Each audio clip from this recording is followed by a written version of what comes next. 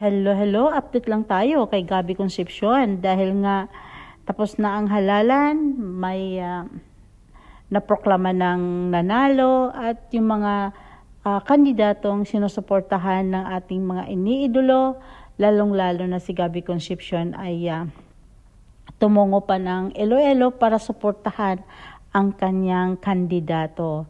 Ay tayo naman ay may kanya-kanyang sinusuportahan na kandidato at talagang until the end, bago mag-eleksyon ay talagang todo suporta, hindi iniinda yung pagod, hirap, init at minsan gutom pa. Dahil nga yan ang inaakala natin o siya ang inaakala natin na magbigay solusyon sa mga problemang hinaharap ng bayan natin. Isa na ito si Gabby Concepcion at yung dati niyang asawang si Sharon Cuneta. Although nagproklama na kanina ang mga bagong halal na senador or senator, ay si Kiko Pangilinan at si Shawi ay hindi present doon sa proclamation dahil nga ay graduation nga kamo ng kanilang pangalawang anak na si Kaki. At si Gabby Concepcion naman ay may nabasa akong news na tumulak din papuntang Las Vegas, USA dahil nga mayroon ding mga aktibidad o proyekto na ginagawa ang isang Gabby Concepcion. At ayan nga guys, habang hindi pa tapos ang eleksyon at oras pang pwede pang mangampanya, si Gabby ay busy sa Iloilo, sumama pa sa mga float ng kanyang ini-endorsong artista.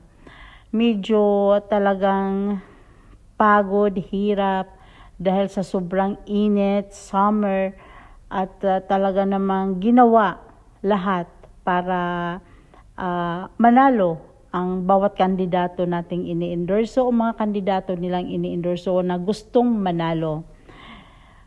At na iraos ang ating halalan ng mapayapa. It is a peaceful election na nangyari sa atin. At noong naman ding nakaraang previous election ay napaka peaceful din naman. At ayan, medyo pahinga na ang mga tao, may malungkot, may masaya, at yan, balik normal na tayo, balik tayo sa ating mga normal na trabaho, no more holiday, tag-ulan na naman, at yan naman ang paghahandaan natin, at ang proyektong hinihintay natin sa dating mag-asawang Sharon Cuneta at Gabby Concepcion. Ang pinangako nila na magkaroon sila ng Continue Their Heart concert tour sa Australia or if not movie. Yun ang pinakahihintay natin, yung movie na pinapangako nila sa atin. Kung may magandang istorya daw ay gaganapin nila at sila na daw ang mag-produce sa kanilang gagawing movie.